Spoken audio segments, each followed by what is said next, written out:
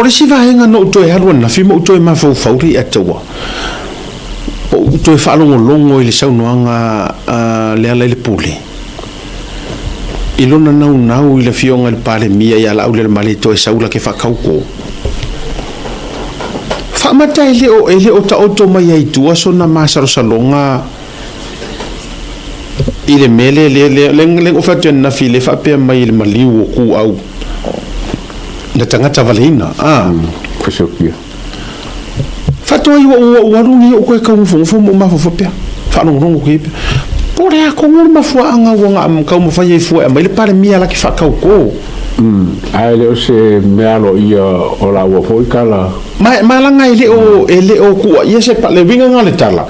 ai ole tua inga le ua mapunga mai ngei le ka uma yel fasio tangata valina o kula e panga sa ka ilo ke le pega fa fonga mo mosesi ai ja o tu la e pana mai ale ia haula fa makai le o kua inga la le nga le ya fu ai le lu ilo e Limogi o le fionga le pare mia sa lo ki fa kauko no wingo le ile mafofo ile le Limogi fa pe le pure fa pe okay o aule ku ia hit and run ile maliulia ai saula o e la fionga le pare mia la ngo o ile ku ia fasio ki kangaka ko ia ku le fa ko foi o ta fala o le na manatu pe a fa pe o le manga ku kongu le fa maka wale onga ki le la le ku ia e fasio ngo yes ele nga ko ma mo kwa serious la ko inga le mo ka fo ngo ko nga ko wa pick up nga mai la tanga le to fayatu fa manta e pe sumali ele fa sa mo e sumali ai aki pe mai sumali ele mai ngore upu e fa nga mai ku spa ia mai sa ka fa ka ko fa uma o le ai ka kuri lo ma fo so so ni me foi la tunu ai se hawa manga o ai fua ia la auli al mani to ai saula ki fa ko amen ole ale so kanga la auli nga ile hit and run se fa pe vo ila sa fa pe mai sa ka fa ko ona o ena te tu ia na te tau mafai fa fause me mo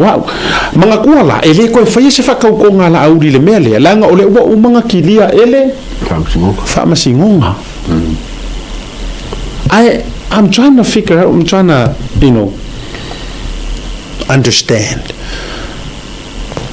What is your motive? What is the real motive behind this? Desi vahenga kau ki lango le ando le meo le set up isa moa wa masau le atua, set up masau kili. E fai ngai la nei tu inga me fa pe nei ma nei tu inga invitation. Ai o tua tu tupu mai se fa la velavi lenga ole ai ka kile ma fainga ko fa pe se kala Samuel lenga fai e fa ko nga ye me fa tu fai la nei me iloa e ngisi po ka nga ye wala nga ele ro umai ka ko po ai si ka nga kala ka pule fa ore o ki a pai mana fai le la nei me o i fa ka ko nga ku la ku se si nga ka nga ka vale nga i bi se si mai oi la tua ia ni mea wa o me mo fa vale signi me mai elo ia so ma fa e nga ia par mi se kali positively ko nga lu ia na por me ke ma ka par mi fa pe mai usaro ka nga usaro mo isi me o se nga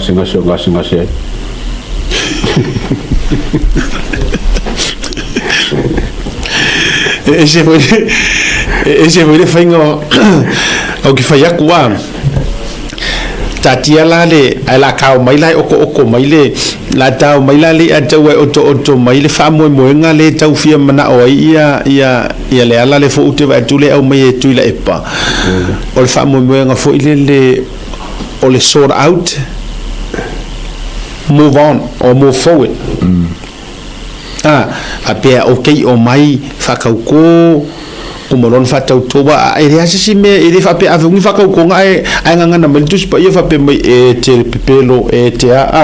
kusa e umaloa se fakauko nga umaloa ka ko saval vali lo duma le la fa tu la u la utala wa uma ngapulou sko ingo tu lo le aki ko ala paki maka idinga tato ola tuli le mele o le tato to ta mo fai tau sir file mu wa uma ko kuri maka idinga to sari pulo mata idinga le na fai le ifonga ele ai lava ele tau mate fo I wa uma na ave ni ave ia fa fe ngainga e tau mo fai e o mai e fai se le lenga ele ai lava publicly na matua saungoa le fionga le palemia ina ufa to amai ale manu malo le case o le afoi le ngol me le palo tale no fai nei o mai ia tatou ele I kupu se ngā mea fai le maliu o sionga kausonga to e tatalo le palemia sauia fa umangei mea ele ai lava o le rafi silo mafofo o le ale mea manga o o le ngana o le ale mea manga o fasare na happen lengi me fa pengi pese me foi le ngapa u mai fa ngiu ku le langi le ko inga mafofo e ise me o kau kele ala lo la va ia me ocupo ale como nga me le me ai le vo ka o le fonga fo nge le pe po o fisi valia sia ka I wala ngo e ke le il pasamo o fe me e lua siringa malanga o le pulo o ka le kale sia li e konga mo fa manga ringo kule epa mai fa ka ko tori e kuale le pulo o ka le kale sia ko si po fe me ga siringa le soli a pulo o ka le kale sia fa manga lo oi o le pulo o le ola kusa o e hoki ale ka fa hola mai oi fa ku ile tatianga o mea ia dia una pulo oi o le ifonga o le me o fa ka konga o lo fa ka ko ele fa peta tita uma mai na le mea o fiangi fa ka konga nga angi ka ka ile o fia fa ka ko no le teni o foi pule e pe ale kuspa ia foi ngai fa ka ko ale pe ele ongi kusi komi o kuspa ia umanga fa ko le ngana tete fa ia tuai tu sa o le lawa runga ia o le Fia Tauto o tu spa ia pe represent e suitu langa mai mamalu o le atua a ofisiti e ia haula o se fainga o le sa fai le fionga le aki e kopo o fa ai longa o le loto fo ilele wa auto ele lava alenga fai ele fionga le aki e kopo e mo lona tali fa ale nganga si kele ele su ele nga ka rife fa le nga o pulo o ele ka le kalesia ia e lua tu o me nele ataua a fai e kalia e umanguia ai a fa ma ai ngala ngola fa mai de kala afionga le tua o le e a o ina so ai fa ma o le mela le o kula I mai e te total opposite o le mela nga ko ngau iai a nga fa wai ma fai ku so lawa la usa ir ka ma fa le nganga fai ia winga foi le fa ke risiano mo fa sa mo e fa manga lo songa ka fa le nganga tolo ko me lua ka me anga fa pela e umai ngei ai ngausia lo ingam fa pe mai le ka fa le nganga ka o ye fa nga upuya fa pe mai le ka fa le nganga ia wa le lei o la ngonga inga lo fa ka va e ke le ka wifufua a lai loa ai onga wa fa ia onga wa ia le mela le wa le lei la walu e faise le lenga male ba fia mela ka ngari fa faise le lenga ke minga la pan mi fia me la wale faise le lenga ia na tu mai ale o mato we ngai le leile malo ia la ora makure ko fai me ika ma ko fa ku puile ma senga I va ka ngaka wa me ko le fai ka ngai ai pe tai le atoa e se le mele o ka ko yai e le ikadia inga nga mea so o le mela le o kupu wa ka ko walu le me ka o le fa ma ko sor vai ngara fa ma are ka ko wa ro ngir kai mingi ele ko le le la mele ngai fo ile fio ngara ke popo ele ko le le ela ngo ko fa yako onga o le wa mai fa ka inga le o se me siri onga langa ku lole ko lunga kuspaia e fa maru si awai ia ala pule e fa ka ko langa li se ko ku ya kule ya le la ro ka sanga fa fi ka sanga karu fa puro le le la baile le fa ka inga le fa ka ko ke sa wa pi fi o ba ko wa le fa bele mali ya awange ele tala fo ile le afionga le tua awa ele mafayonga fa o ele alofa kuwa the justice mercy mal justice mercy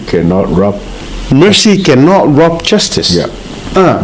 fa samo ele mafayonga fa o ele alo yeso le alofa kuwa me faye yesu mo tatou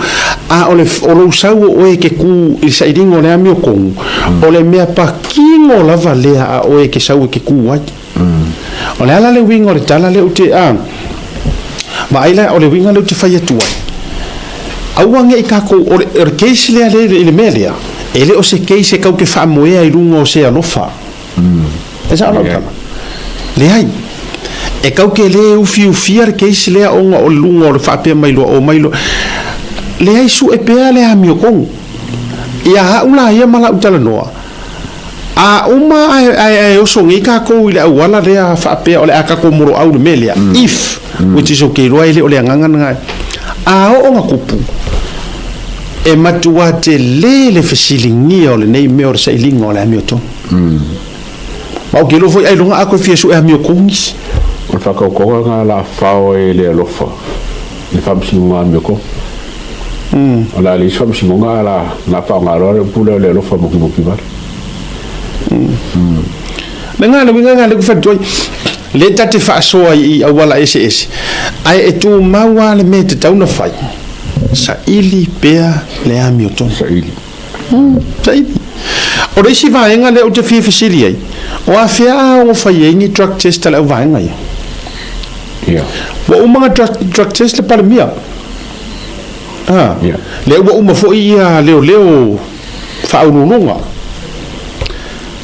ia ula ai se me ka kaunga lua mitu ke daila e amaka mua ile melia awe ke fayangi fa ka ko nga mua ai manga ia lo woso mua fa isa usiaki o le drugs e za lo tara na o fa solo le si vai ola ko la ia ka fo nga wa ia o lo ke fia aka ile oso mayor melia fa mai la kula ke ela ki fakauko ale wole vanga kala mai le vango ko ke o e kui ko i me o drugs ole ala le me wa ele aru ore karu ile le ala le a fer karu ole lu I mo le ala le pule o ku ba so lo mo vai le o tu le fo lava yesu ka alu ro la kui ro le alu ro la fa ile mele o le drug test al fa ke mo wa amanga ya akilia melenga akilingi melo nanga mana tua ele ngatala le ole hit and run ai mana tua ole la vea mana mele le mo mau kamo o Samuelu o tu langa fala au fasai e mangi ngwale kala mo mau nga fai manga ya la le fai mo fo yo le melia ya makako fa karikari ele fai ngor kako so enga o tai mo mai ele o te mo mai se lisio ele fa la wilo fa lo tele mai se lisio se committee fo ile na ese mai le vai ngale sa tau komiki so ina le fa pe private committee le na ko foi a funsa le ese vai ngana man tolo fa pa fala le ato pe le ato va tu ngai official lo ye sili le ko foi e fia ngai ma se private ele fa ya le na to le ko fai lo ka man to le se le o man to fa pa fala vai ngana ele la se komiki fo ile sa tu e uma to fila vai le o lo avea ma komsina le temi la o le ai wa no kamanga o se isi la komiki fo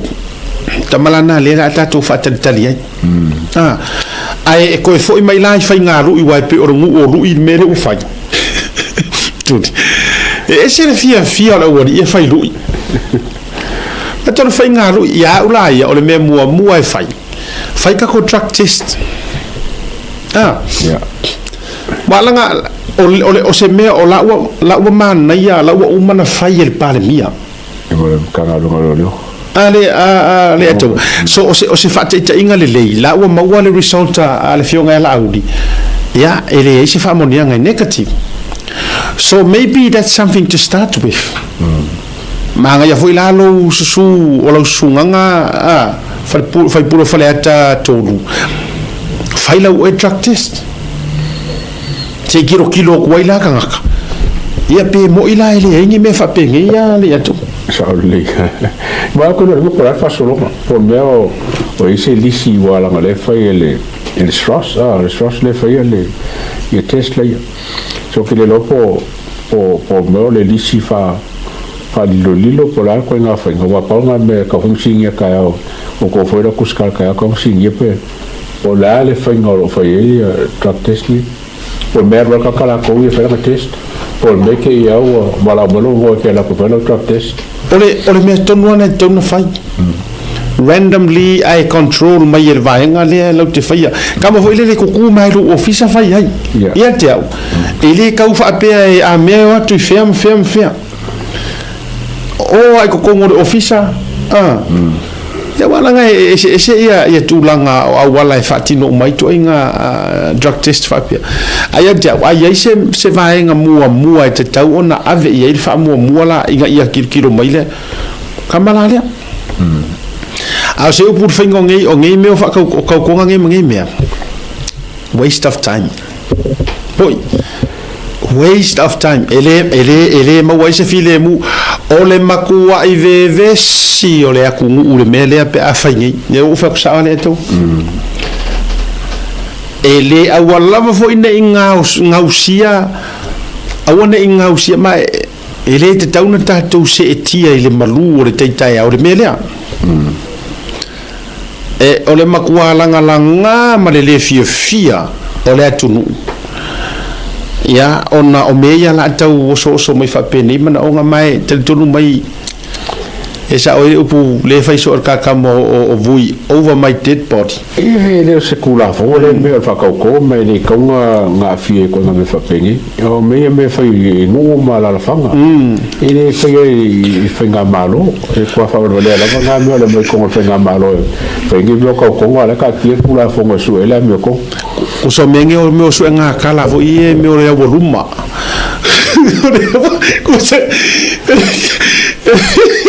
kusa a fai lo so nga kala angu o fa finge ma voluma a wala ngai o ingu o kamalo ro ele ka mo fai ngi mea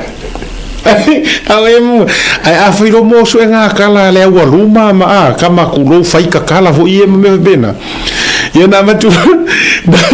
na matu lo la ia le wa su e fo me ia ai wa vi fo fai fa ka ko nga ia fa penge ia ka ko mai le ama le ia le sila me se fa kura kala ku lo wa are ka o mai ka ma lo o le ala lang fai fi aku ia ku ma todi ka we ka pipi sorry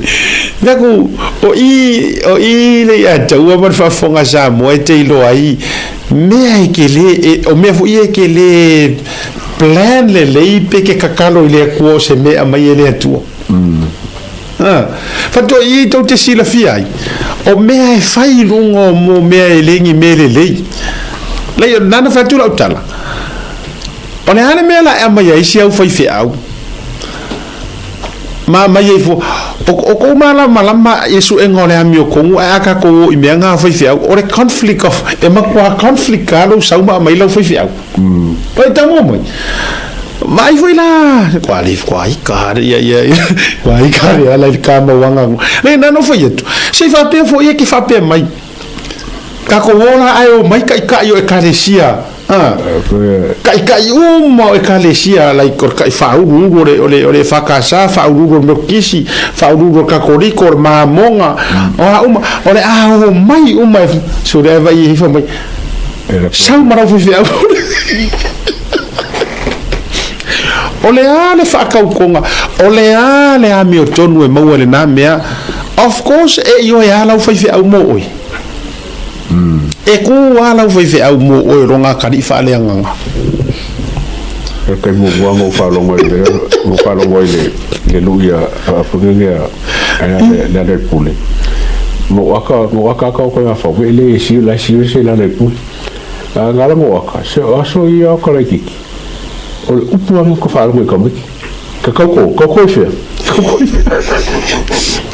Wake ni mai pa kasi kau ko nga foni e kau ko o fa longo i kala ai ro pungi nga mafi ka mo kilai ki aso ia kau ko fe a o tame titi mo ale el pepe ka mo ki sininga pepe lo kau ko o nga re fi aka o ka mo ki umo la ve fe ku ba ver kau ko o ka mo ki pikusia nga pepe lo ma ko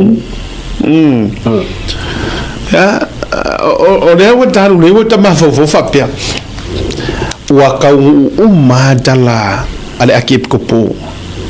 de lola le adawar melia o le ale leina le aki le fio ngai le akip ko po le afu ila na leina ola ni sau no ngale wo va tu tar fe aunga man mele ola tu pu mai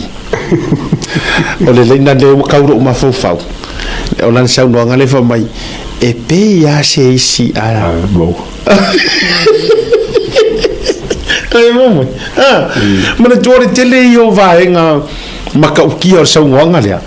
ai e ko fualo na leina mar fai upu mar me fa winga mar tai me tupu wa pa ta mo ia man tua sa alu na ilang sa wanga le fa mai ai foi ato e tangi re masias ia wa ngakupu menga wa maliu fai langi le la ke po a ke pa ele ai ma se upu ele ka upu sa wele a foi lo te fai to e ka uma mana tua le na fai mai wa uma le ta mai ele e tuila e pa ya tia wele ma se o to wa nga fa le what happen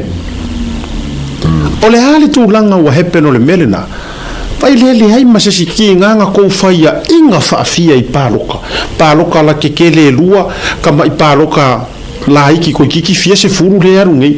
e ti nga na faya inga ya ko sui ai le lava ma se ye se loko mo fainga kango se sui de mele o le mai to te lo le to o fa mai de mele langa wa umma o nga ka o lo wa ye le fa sala langa wa umma nga profesai ai le tangata o le tua wa uma nga sa ngo inga le akip ko por mele so ele ai ma se mea e ko e kupu le lei ko kongo vai nga fa failea le nga the curse is already kindle wa already lai ai e paula le mea e mafai onga kingei ai is for somebody e kango e sui le mea lea e fa amuka le curse lea esa ole le wa so po fa buka le ke po e fe fa buka le ai wo ma tua mai o le nga kango o so se sa ngoanga fa pene au ona le tua ku sa e ka uaku ai e ke kango la e ke usika ia o lo usika o le vesinga ina o le ave senga nga so o le mele nga no ile HRPP the whole sermon arkamaloa na fionga le aki e kupu o le ka oko e fiko I kongu ya o ko le ko ka I mar vang fa fai o le ala ta oto le malalea e le ofufo wa ai le fa pe o se mea e le mafainga fufo e mafainga fufo oruska o le usika afo ile fa mai fionga le tua and if my people will humble themselves and turn away mai soli olai le hai fionga le ku kadi and if my people lenga po le harka ko leanga po le afo ile amarea ele ka waka ko ka le tua e a lo fa ya ka ku ai fa mai and if my people will turn away from their vai la ka ko ye o le melenga lai foi ofisiri ia po ai ka ngaka ye so ko mai o ka ngaka fai loku ka ngaka le ka o fai fe au le ko kongo le HRPP e ye ngisi e ila ko kofi fe au nga pa u ele ko kofi ele ko sao mai ko ngol parmengi ngai ko ngol HRPP ol fisiri la wale musu ya ile nganga wale mga ianga wa kangaka o nga le tu kasili ya meka ka nga pikefu yo ko ngi ko ke you claiming yourself o ko kangaka fa fi au or kala le le tu ale ko ki ko ngol porkiki e ka kaungo ko pikefu ile le kaungu o ko forfolanga ole a fa ai ngoai ma o to ane tike riso ya e ka kaungo fa keke ole lai ko fo mai ya le ya tawa ole ko fo mai fela oi leina ma vai leina o sa nganga la fionga la ke kopo fa mai o man ta mai e tu la e pa ya te au ele ai ma se isio e anga fa e fem kai ka already what happened le meranga ole ala le me ma fa nga ko fai e te nai le me lea or ko ka ngofi e fa se le sa nganga akuila epa ele o sa nganga mo sengiolo o le nga ka mai mo sengiolo le kala akuila epa so a ko fa se ela e ko ke le fa se ela kala le mo sengiolo o le la ko fa se ela le manatu le na ave tu le epa ya mo sengiolo lono winga kasi le nga kersek mo mier kate o ko ave ese o le alesi ai fo ya ko aisi ile masiasi mai ai foi ako aisi ile masiasi olea wa uma foi happen le aka olea faya ingar paroka mua ko faya ingar paroka ronga lua olea na me wa ko aisi ile masiasi mare fa solo ele u ale nga masiasi le ku paroka mua saka kaunga suilo inga ai le ma fai ya le manga o ale ya yo le ama wangi ko ai si ko sau e masiasia ko fai petition like pa elections ya like o le alme wanga o le ma ilungo le asi ma asiasi wa ka u fo ngalenga fa solo a fo isi ka ko ya tatia ya le upure fa ngar pa pero punga muja e mo me uma ale la tato wo mai ile ale la tato wo mai lo ile mena e pe ya seishi ole maua ia wa fo inga mea ole a fa sanga kongur fa ingo sia ka kom ka upu ole a su lo hit and run ayo mai fa ka ko nga ma mai awa ko ku sisiku e tu atu ole tu inga palo fa pe o mai ro ka ko fa le ka ko ia la ko fa le ai le o mai si fa le media vai la tato ia ole kali o ko fa fika uri la fetu o fa fonga mai ngisi o to yaise loto nganga pa ia ole tu tonu le HRPP le ya tawa ole for ko fa fika uri ko o ifo ko fai uma ko sila le launga mo senhoro ole for nga se ko ka upu le nga ile nga mo senhoro nga sa ngo inga o menga musu ia hai o ia e sa ngo nga kaimi e se fainga ka lo mo le meore fo i or kangaka mo mailo na tua lele la ua makua ngai le ua matua o le mea pito sili le nana leanga mea pito sili le na leanga o le fiu e kau alanga e le ai o kaimi ua fo i ai le au na ia le tua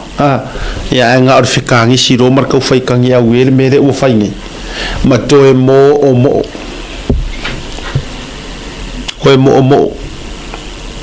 yeah too late tato walu e pele sa ilinga o le amio tonu o le tato anava o ina fatu la ia ia le tua le whainga malo o i foi e tau te tu maua ia ile manu malo e ngarua ia le anganga o le tua pa wale me fai o le whaakau nguu i le kaimi e sao e kau whakau nguu ai le atau kaimi e kau nguu ai ai si la foi asia kai male fa fa sa mo iso se upula va sa ngo e pule po dale pule po foncoe po yo foi la mia soli o mo quale lo ka ia se o bela sa ngo ye kusa o fa se inga sa la cosa nganga e basic sa nganga foi ska ka ele malamba ele bela fa yo ka komama mo mai me fai mo ma kari pa me ka fukunga inga e kari pa va senga kari sa ngo era wanga le so non pare o qua se inga la kamaile ya la ko mangi yo ora o fa sa la ye pa vai a foi lo fatto o le manongi le oti elis le atawa la ye fionga le tua o le mele inga o le namu oti al mele o ye o ai fo i kangaka la ko ke fia e ngau e o e ko e kau kapu e mai le mea le ar manongi o le oti e ke mangu o ki e kuai mo e yes ona ukalanga le fai atu ya uto umai o i fo inisia la kau alu fo i ke kau oso e ke kau fasa i lau fasa la lau pole ala val mele la ento mo fai o to fo ina media le ai awa ke alu e ke mangongi le kangaka awa ke alu e ke langolango le tangata o le mangongi le oki o le menga le la kupungai nga o le faasolo le sila vae nga taua o tau le mafau nei taimi e iai le onga le mele la askai nei o kua lalo le vaku mo o lau sunga nga po lau kofala le pule o le ele leile lau ono sai mua se i sai ka ko wor fam singonga su ele le mi tonu le melia e ngango fa yaku e ma ngai le o mo i le anga a e sau e kau mafai fai nga kau ko nga fa pe ngai ai le mea lai le o fa mali e inga le mea nga kia ke sira fia o ele kuo mengi o le la sau e fai le mea e o ai mar fa solo o ki le mar fa solo le i fa nga ma fa nga e au e kupula nga le mea la sau e fai pe ale sao e ole avatu le fautuanga e alu wau nga kupula nga fo ngali a ore mele ore walua ka ko mo su e il famsingonga a uma e loa ma me uma wale ai o nga kale o nga kale ia o nga ka ia ka ika ele se me ala alu wai fua le mele fa solo i fa nga me ai ole fainga ole mele ole o mai e faingi kau ko nga fa pengi a lai si la fia ile tua e ye le mele e ole le lo fala nga ile alu nga i fa nga mo ko nga fa penga li atu fa tu i fo ya a fie fo ya au nga pula nga fa nga a sia nga ya me nga fa lana tasila le me te tawona pikefu ai e te tawona matua i pikefu tato ya pe a foi ole la nga we fai meia ai le o mo mo su sa ole la me tonu